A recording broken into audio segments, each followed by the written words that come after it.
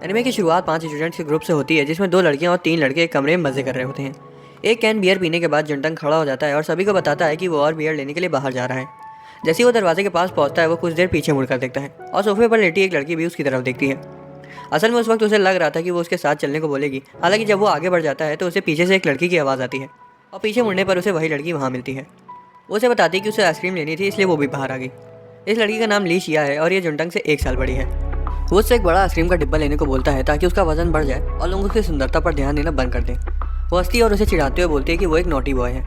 जंटंग की मन की बात से हमें पता चलता है कि वो शिया को बहुत पसंद करता है, लेकिन उसने अभी तक उसे बताया नहीं है। वो दोनों एक दूसरे का हाथ थाम लेते हैं और दुकान से आगे बढ़ जाते हैं। शिया अचानक से उसे किनारे ले जाती है और दीवार की तरफ करते हुए उसे किस कर देती है। बाद में जंटंग को कहानी बताता है जब वो उसे पहली बार मिला था। जंटंग को बस में बैठे हुए दिखाया जाता है जो छुट्टियों के बाद स्कूल वापस जा रहा था। तभी उसे जू का मैसेज आता है जिसे वो हाई स्कूल में पसंद करता था। वो उसके साथ घूमना चाहती थी और जंटंग भी उसे तुरंत हाँ बोल देता है। वो फैसला करता है कि उसे जू से मिलने से पहले अपने कपड़े बदल लेने चाहिए, इसलिए वो बस स्टॉप पर उतर जाता है और घर चला जाता है।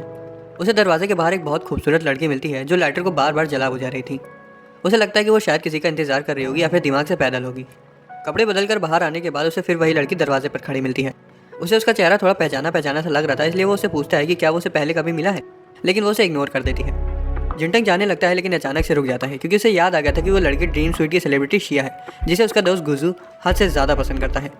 वो पीछे मुड़ता है और पूछता है कि क्या वो शिया है, जिसे सुनते ही वो उसकी तरफ खतरनाक तरीके से बढ़ने लगती है और हाथ में लाइटर पकड़कर अचानक से उसकी ओर दौड़ने लगती है। एक पल के लिए तो लगा था कि उसने लाइटर जंटंग के सिर के आर पार कर दिया है, लेकिन ऐन वक्त पर लड़की ने लाइटर बंद कर दिया था। जंटंग घबरा जाता है और लड़खड़ाते हुए पीछे हट जाता है। शिया देखकर उस पर हंसने लगती है, ये बोलते हुए कि वो बहुत स्लो है। जंटंग उसके लिए पुलिस बुलाने की धमकी देता है, लेकिन उल्टा वो उस पर उसका पीछा करने का इल्जाम लगाकर अंदर करवाने की धमकी देने लगती है।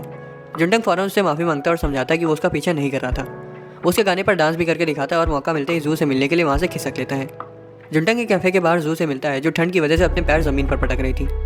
वो अंदर आ जाते हैं और थोड़ी देर तक बातें करते हैं। बीच में जंटंग उससे पूछ लेता है कि क्या उसका कोई बॉयफ्रेंड है, जिसे सुनते ही वो थोड़ा सा अनकंफर्टेबल हो जाती है। वो उसकी टेंशन को थोड़ा कम करने के लिए बोलता है कि उसे उसके कभी घर भी आना चाहिए। डिनर के बाद वो बाहर आ जाते हैं और जंटंग जू को अपना स्कार्फ पहना देता है और उसे थैंक्स बोलती है। जंटंग स्कार्फ वापस करने के बहाने उससे कल फिर से मिलने को बोलता है, लेकिन वो सिर्फ मुस्कुरा कर वहाँ से चली जाती है। जब वो घर वापस आता है तो देखकर हैरान हो जाता है कि शिया अभी तक इतनी ठंड में बाहर खड़ी है। वो उसे चेतावनी देते हुए बोलती है कि वो किसी को ना बताए कि वो कौन है और यहाँ कहाँ रहती है, और वो ऐसा करने पर उसे पीटने की धमकी भी देती है।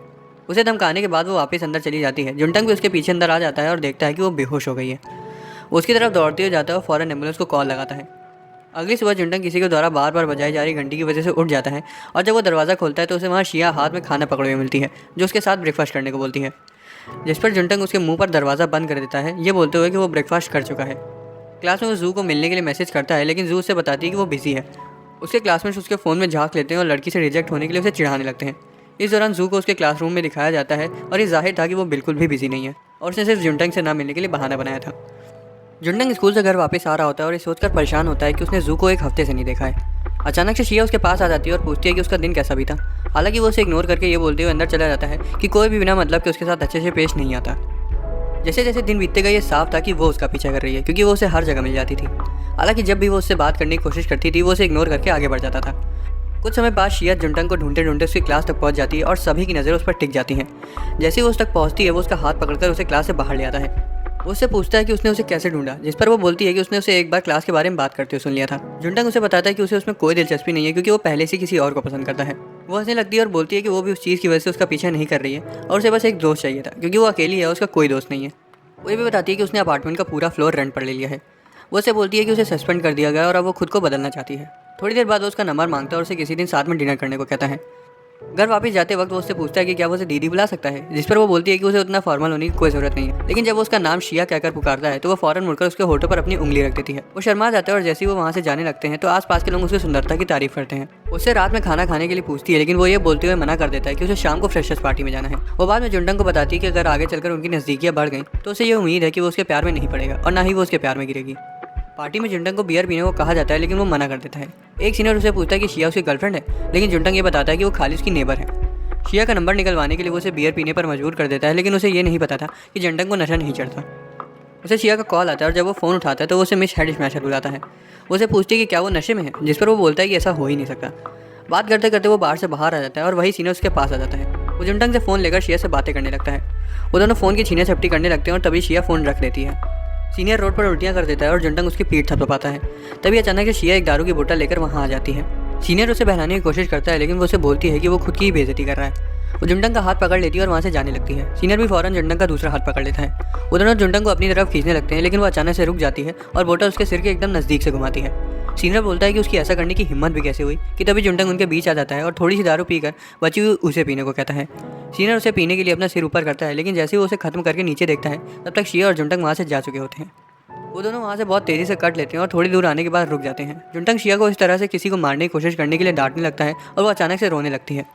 वो उसे बताती है कि वो चाहे जितनी भी कोशिश कर ले वो खुद को ऐसी सिचुएशन में संभाल नहीं पाती। उसे समझ आता है कि उसे मारपीट की आदत लगी हुई है और वो इसके बारे में उसे पूछने की कोशिश करता है, लेकिन शिया उसे बताती है कि वो एक सीक्रेट है। जुंटंग उससे वादा करता है कि वो ऐसे मौक़ों पर उसके साथ ही रहेगा। शिया मुस्कुराती है और बताती है कि वो अल्कोहल इसलिए लाई थी ताकि वो दोनों एक साथ बैठकर उसे पी सकें। जुंटंग उसे पूछता है कि उसे कैसे पता चला कि वो कहाँ है, जिस पर वो दीवार पर लगे पोस्टर की ओर इशारा करती है।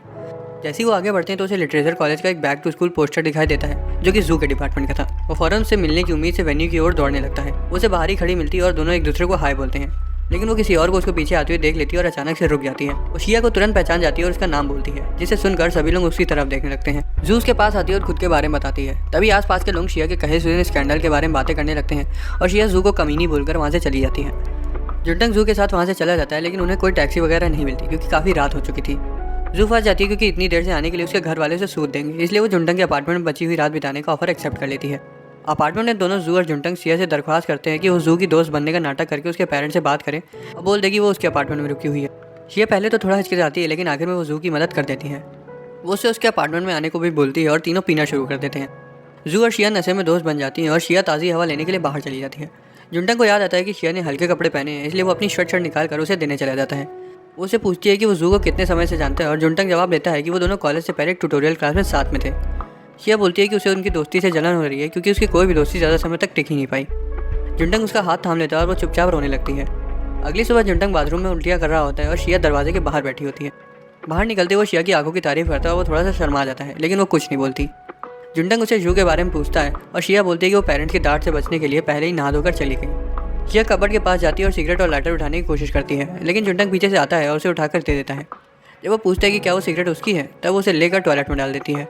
जुंटंग को उसमें थोड़ी दिलचस्पी होना शुरू हो जाती है और वो उसके बारे में इंटरनेट पर देखता है, लेकिन उसी वक्त शिया कमरे में आ जाती है और वो अपना फ़ोन छिपा लेता है। उसकी आंखों में देखकर झूमने लगता है, इसलिए कचरा फेंकने के बहाने से बाहर भाग जाता है, ये चिल्लाते हुए कि वो उसे पसंद नहीं करता। शिया उसे ऐसा करते हुए देख लेती है, हालांकि वो सिर्फ हंस कर उसे साथ में खाना लेने चलने के लिए पूछती है। एक महीने बाद जुंटंग, शिया और जू चेरी ब्लॉसम देखने के लिए बाहर जाते हैं और शिया उन्हें देखकर बहुत खुश हो जाती है क्योंकि उसने काफ़ी समय बाद ब्लॉसम देखा था। शिया ब्लॉसम देखने में बिजी हो जाती है और जुंटंग जू को बताता है कि उसके क्लासमेट उसकी गर्लफ्रेंड के बारे में पूछ रहे हैं, जिस पर वो कुछ नहीं बोलती। वो शिया के पास पहुंचते हैं और उसकी कुछ फोटोज़ निकालते हैं और थोड़ी देर बाद शिया और जुंटंग जू को उसके कॉलेज छोड़ने चले जाते हैं। जुंटंग जू से पूछता है कि क्या वो एक साथ लाइब्रेरी में बैठकर पढ़ सकते हैं, लेकिन वो साफ मना कर देती है, ये बोलते हैं कि उनके सब्जेक्ट्स अलग हैं। जुंटंग को बुरा लग जाता है और शिया उसे देखकर ये समझ जाती है। वो उसे खुश करने के लिए जू की एक फ़ोटो दिखाती है जो उसने पार्क में ली थी। जब वो उसे देखता है तो मुस्कुराता है और फोटो को ग्रुप चैट में शेयर करने को बोलता है। शिया उसे पूछती है कि क्या वो उसे इतना पसंद करता है, लेकिन जुंटंग शुरुआत में उसे मना कर देता है और आगे बढ़ जाता है। हालांकि वो वापस आ जाता है और उसे पूछता है कि क्या उसकी फीलिंग्स उसे साफ दिखाई दे रही हैं। वो ये बोलता है कि उसे पता है कि जू को उसमें कोई इंटरेस्ट नहीं है और इतना बोलकर वो वहाँ से चला जाता है।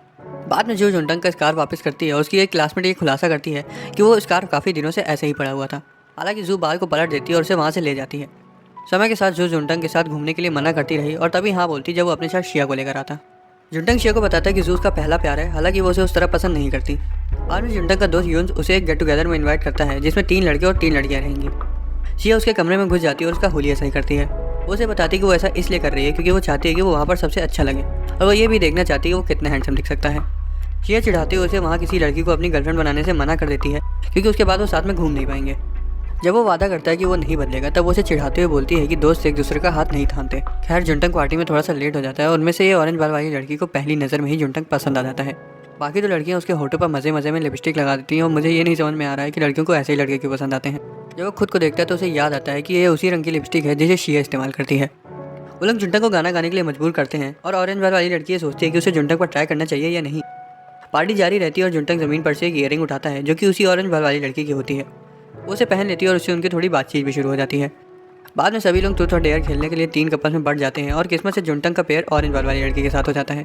पहले 3 राउंड में तो उनकी तरफ बोतल नहीं रुकती, लेकिन चौथे और आखिरी राउंड में उनकी बारी आ जाती है और जुंटंग और रोनी को किस करने के लिए कहा जाता है। दोनों एक दूसरे की तरफ देखते हैं और रोनी एक अल्कोहल का शॉट लगाकर किस करने के लिए उसकी तरफ झुक जाती है। इस दौरान शिया बिस्तर पर लेटी ये सोच रही होती है कि जुंटंग क्या कर रहा होगा। रोनी उसे किस करने जा ही रही होती है, लेकिन ऐन वक्त पर घबरा जाती है और वो पीछे हट जाती है। वो फिर से एक गिलास पी लेती है और एक बार फिर उसके नज़दीक आ जाती है, लेकिन जुंटंग उसके होठों पर उंगली रखकर उसे रोक देता है। वो बताता है कि उसने अभी तक अपनी फर्स्ट किस नहीं करी है और वो उसे अपनी सीनियर के साथ ट्रूथ और डेयर के गेम के लिए नहीं करना चाहता। ये सुनकर सभी लोग हंसने लगते हैं और उसकी जगह उससे गाना गाने को बोलते हैं। पार्टी के बाद रोनी पूरे नशे में होती है और घर जाना चाहती है, इसलिए जुंटंग उसके साथ उसके घर तक चलने को बोलता है।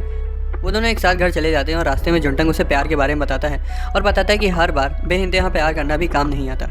रोनी भी उसे अपने ब्रेकअप के बारे में बताती है। वो बोलती है कि 3 साल तक लगातार फेल होने के बाद उसके बॉयफ्रेंड ने उसके साथ ब्रेकअप कर लिया। जुंटंग उसके पास जाता है और उसके बाल पकड़ लेता है ताकि वो उसे देख सके और उसे पता चलता है कि वो रो रही थी, लेकिन वो उसे बताती है कि वो रो नहीं रही थी। जुंटंग सोचता है कि क्या शिया के बाल भी रोनी के जैसे होंगे। उसको घर छोड़ने के बाद वो अपने घर जाने लगता है और रास्ते में वो शिया को मैसेज करने के बारे में सोचता है, लेकिन वो अपना मन बदल लेता है और उसे एक वॉइस नोट भेज देता है। हालांकि सेंड का बटन दबाने से पहले ही उसका फ़ोन स्विच ऑफ हो जाता है। वो दौड़कर उसका नाम चिल्लाते हुए घर की ओर जाता है और घर पहुंचने पर वो देखता है कि शिया घर के बाहर बैठकर उसका इंतजार कर रही है। उसे बताता है कि उसने खूब मज़े किए और ये भी कि वो नशे में नहीं है, जिसे साबित करने के लिए वो सीधा चलकर भी दिखाता है। वो उसे बताती है कि वो दिन भर घर के अंदर थी। वो थोड़ी देर तक बातें करते हैं और हंसते हैं, लेकिन जब शिया को पता चलता है कि उसने वहाँ ट्रूथ और डेयर का गेम खेला था तो उसे जलन होने लगती है। उसे समझाने की कोशिश करता है कि जैसा वो सोच रही है वैसा कुछ भी नहीं हुआ कि तभी शिया उसके चेहरे को पकड़कर उसे किस कर देती है। वो पीछे हटने जा ही रही होती है कि तभी जुंटंग उसे कस कर पकड़ लेता है। मुझे इतना सिंगल महसूस कराने के बाद शिया उठकर अपने कमरे में चली जाती है और जुंटंग से भी अंदर आने के लिए पूछती है, लेकिन वो उसे बताता है कि वो बाद में आएगा। वो सुबह उठता है और उसे यकीन नहीं हो पा रहा था कि उसने अपनी पहली किस शिया के साथ की है। जुंटंग अपना ध्यान भटकाने के लिए लाइब्रेरी जाने का फैसला करता है और उसे शिया की खिड़की पर एक पोस्टर दिखाई देता है, जिसे देखकर उसे समझ आता है कि शिया एक कमरा किराए पर दे रही है। स्कूल में भी उसका ध्यान पढ़ाई पर नहीं लग पा रहा था क्योंकि बार बार उसका ध्यान पिछली रात शिया के साथ हुई उस किस पर चला जा रहा था। घर वापस आने के बाद वो शिया से उस पोस्टर के बारे में पूछता है और वो ये भी बोलता है कि उसे उस किस के बारे में बात करनी है, इसलिए शिया उसे अंदर आने देती है। शिया उस किस के बारे में सीधा मुंह बात करती है, जिसे सुनकर वो तुरंत शर्मा कर नीचे गिर जाता है और वो ये जानकर शॉक हो जाती है कि वो जुंटंग की पहली किस थी।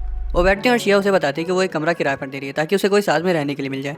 वो उसे पूछता है कि क्या वो एग्जाम के बाद जू के साथ बाहर जा सकते हैं, जिस पर वो हाँ बोल देती है। वो उसे पूछती है कि क्या वो उसका हाथ पकड़ सकती है, जिस पर वो भी हाँ बोल देता है और उसका हाथ थामकर उसे कंधे पर अपना सिर रख लेती है। दिन बीतते गए और जब भी जुंटंग शिया के साथ उस किस के बारे में सोचता तब वो लड़खड़ा जाता। वो स्कूल में जू से मिलता और वो आखिर में साथ घर जाते हैं। जुंटंग उससे बोलता है कि उन्हें वीकेंड में कहीं जाना चाहिए और जू उसे उसके साथ लाइब्रेरी चलने को बोलती है। वो लाइब्रेरी चले तो जाते हैं, लेकिन उनकी सीट एक दूसरे से काफ़ी दूर होती है। जब वो लाइन में अपने नंबर आने का इंतजार कर रहे थे तभी जू का एक दोस्त वहाँ आ जाता है और वो थोड़ी देर तक उनसे बातें करता है। उसका दोस्त उससे पूछता है कि क्या जुंटंग उसका बॉयफ्रेंड है, लेकिन जू साफ मना कर देती है। ये सुनकर जुंटंग को बुरा लगता है क्योंकि उसे समझ आ गया था कि जू जानबूझकर उसके साथ घूमना नहीं चाहती थी और वो इतने समय से सिर्फ बहाने बना रही थी। इसलिए जुंटंग वॉशरूम बोलकर वहाँ से चला जाता है। उसे काफ़ी बुरा लगता है, लेकिन तभी उसे याद आता है कि वो भी उसके पीठ पीछे शिया के साथ इश्कबाजी कर रहा था, यहाँ तक कि उसने तो उसे किस भी कर रखी है। रोनी को एग्जाम की प्रिपरेशन करते हुए दिखाया जाता है, जो अपने ब्रेकअप से उभरने के लिए थोड़ा सोशल होने का फैसला करती है और ये करने के लिए उसका पहला कदम कैंपस से बाहर एक अपार्टमेंट लेना होगा। हमें कुछ समय पहले का फ्लैशबैक दिखाया जाता है जब जू और जुंटंग हाई स्कूल में थे।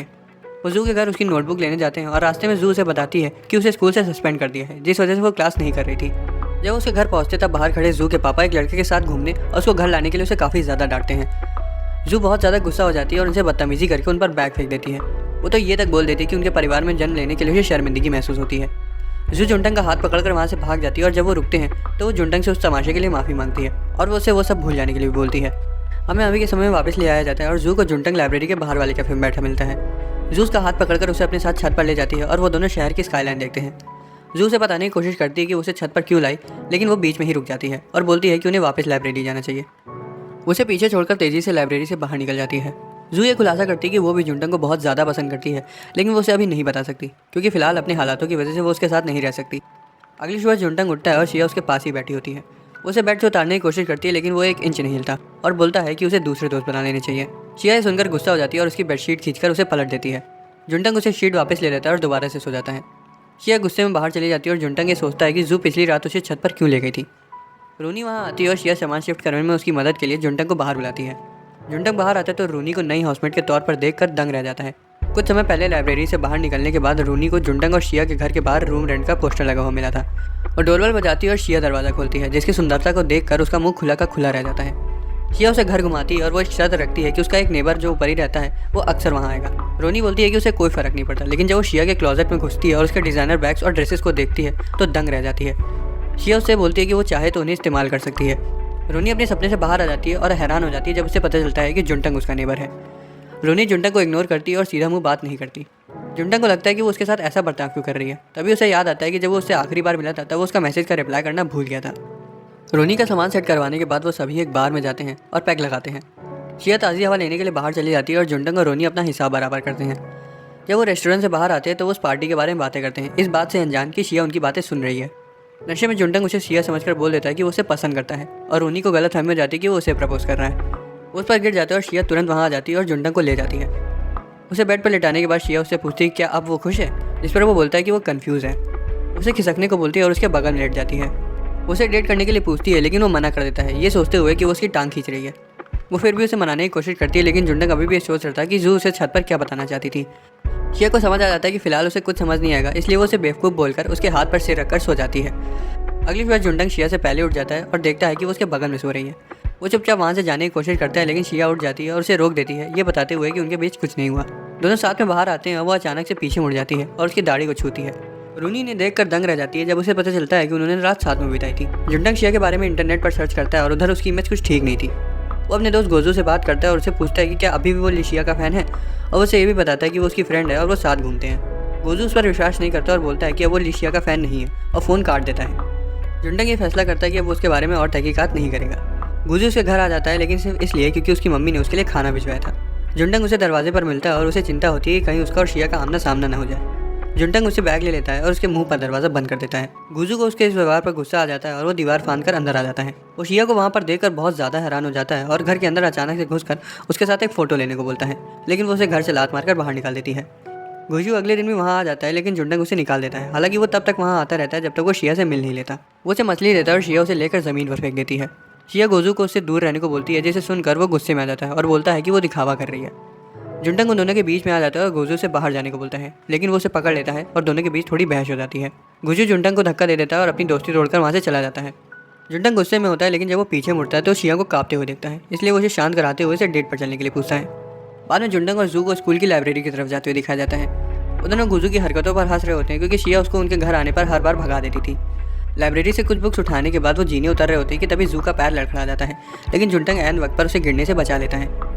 जुंटंग देखता है कि जू थोड़ा सा घबरा गई है, इसलिए वो माहौल बदलने के लिए किताबें उठाने लगता है।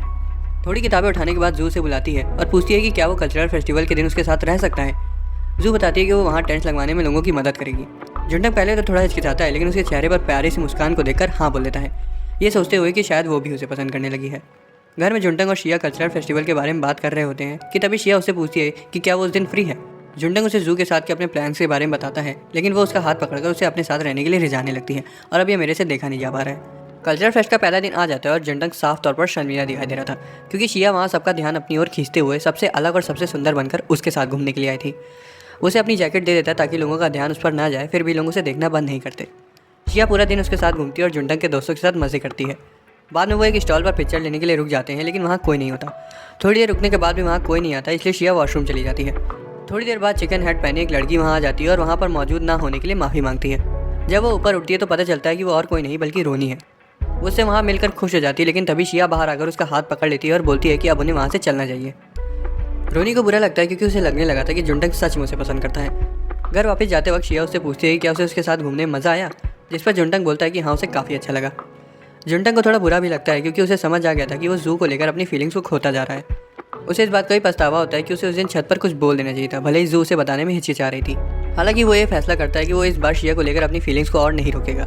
जुंटंग एक जोक मारता है जिस पर शिया बहुत तेज़ी से हंसती है, लेकिन उन्हें ये नहीं पता होता कि जू दूर से उन्हें देख रही है।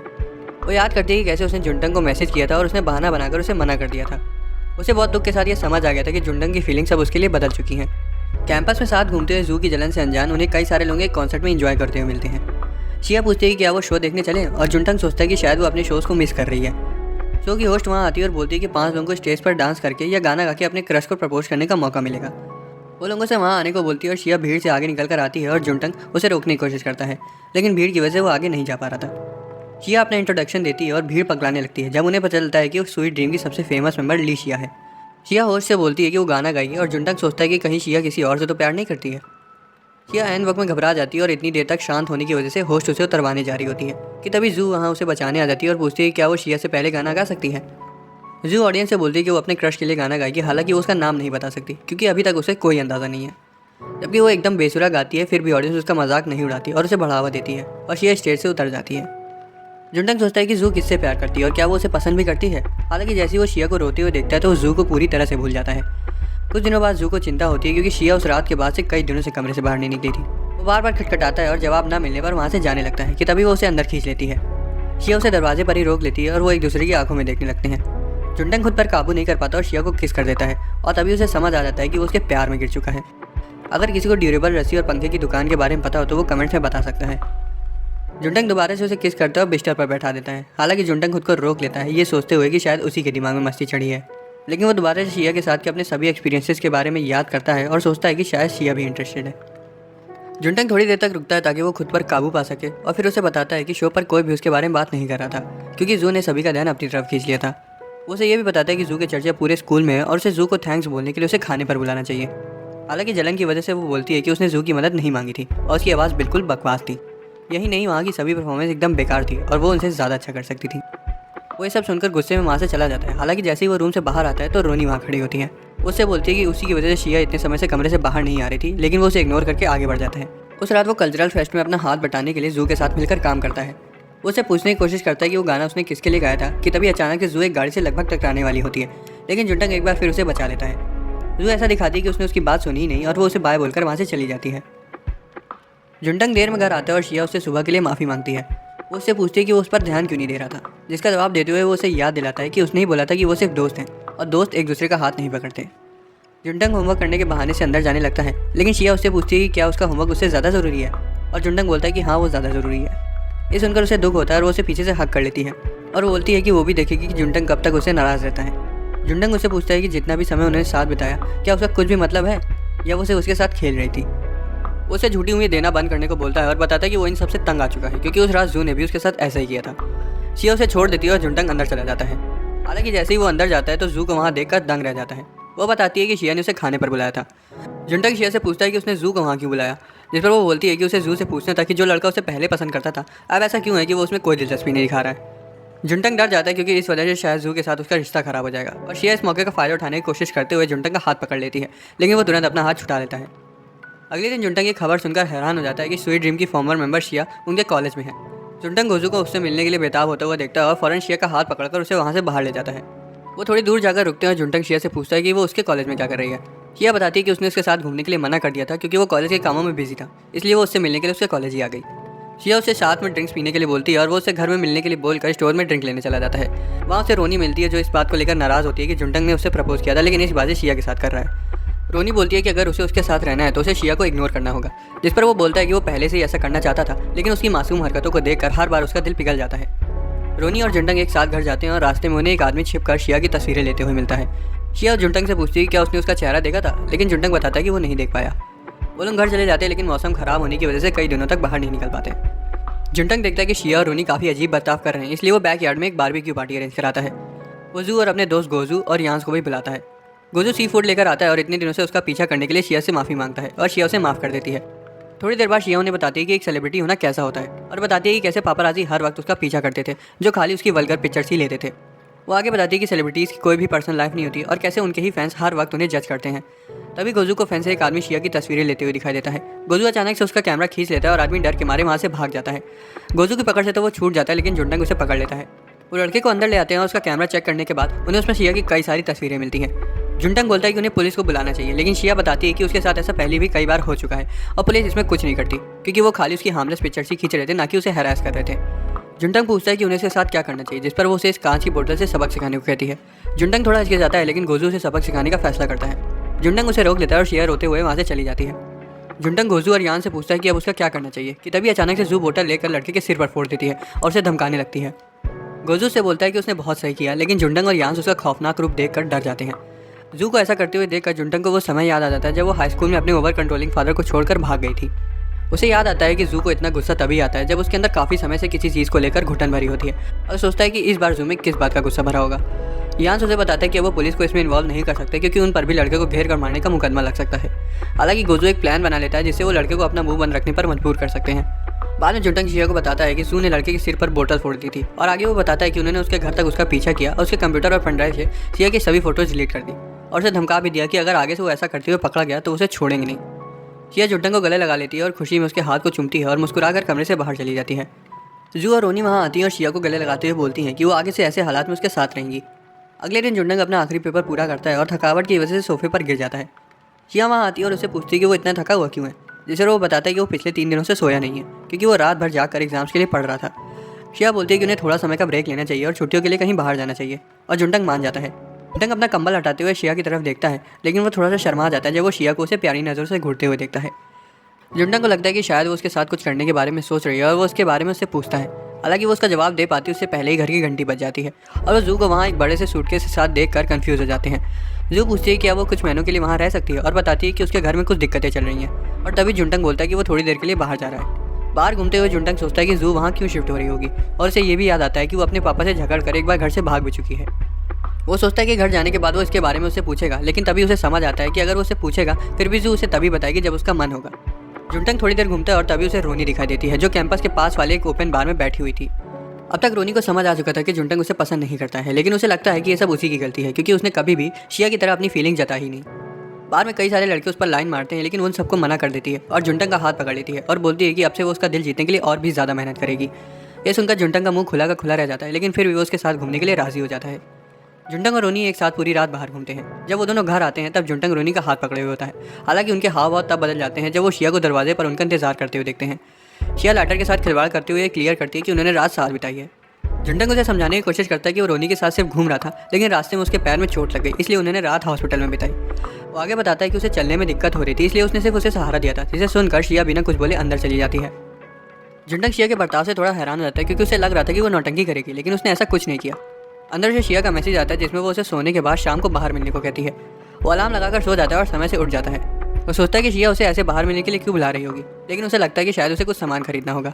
वो बाहर आता है और शिया उसे उसके साथ घूमने को कहती है और वो दोनों काफ़ी देर तक एक साथ समय बिताते हैं। रास्ते में वो शिया से पूछता है कि उसने सुबह कोई नौटंकी क्यों नहीं दिखाई, जिस पर वो चिल्लाते हुए बोलती है कि उसने उन्हें कुछ इसलिए नहीं बोला क्योंकि उसे पक्का पता था कि उन दोनों के बीच कुछ नहीं हुआ होगा, और जब उसके घर के नीचे इतनी सुंदर सेलिब्रिटी रह रही है तो वो किसी और के प्यार में कैसे गिर सकता है। जुंटंग थोड़ी देर सोचता है और उसे समझ आता है कि वो एकदम सही बोल रही है। जुंटंग बोलता है कि काफ़ी रात हो चुकी है, इसलिए उन्हें घर वापस चलना चाहिए, लेकिन शिया उसे थोड़ी देर और साथ में रहने के लिए बोलती है। शिया बोलती है कि उसके पैर में चोट लगी है, इसलिए वो जुंटंग से उसको अपने पीठ पर उठाकर चलने के लिए बोलती है। जुंटंग हंसने लगता है क्योंकि उसे समझ आ गया था कि शिया हर वो चीज़ करना चाहती है जो उसने रोनी के साथ करी थी। शिया उसे एक रेस्टोरेंट चलने को बोलती है और जुंटंग को गुस्सा आ जाता है क्योंकि शिया बिना बताए उसे डेट पर ले आई है। रेस्टोरेंट में शिया उसे बताती है कि कल वो किसी और के साथ घूमेगी, जिसे सुनकर जुंटंग को जलन होने लगती है। जुंटंग उसे पूछता है कि वो किसके साथ घूमेगी, जिस पर वो उससे पूछती है कि उसे क्या लगता है कि वो एक लड़की होगी या कोई लड़का। जुंटंग सुसु करने का बहाना बनाकर वहाँ से चला जाता है और खुद को समझाता है कि उसे कोई परवाह नहीं है कि वो किसके साथ घूम रही है। वो वापस आ जाता है और देखता है कि कई सारे लड़के शिया के पास उससे बात करने के लिए इकट्ठा हो गए हैं। जुंटंग एक लड़के के पास जाता है और उसे हटने को बोलता है, लेकिन लड़का उसे अपनी बारी आने तक रुकने के लिए बोलता है। जुंटंग बौरा जाता है और उन्हें भगा देता है और रोते हुए शिया से बोलता है कि वो चाहता है कि वो खाली लड़कियों के साथ घूमे। शिया हंसने लगती है और लड़कों को बोलती है कि वो जुंटंग के साथ आई है। वो दोनों एक साथ घर वापस जाते हैं, लेकिन अगले दिन भी शिया का नशा नहीं उतरा होता। जुंटंग उसे घर में रुकने को ही बोलता है, लेकिन शिया उसकी बात नहीं सुनती।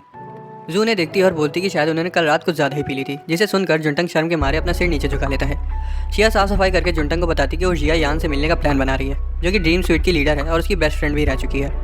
बारिश होने के बावजूद शिया उसे मिलने चली जाती है और जुंटंग को उसकी चिंता होती है।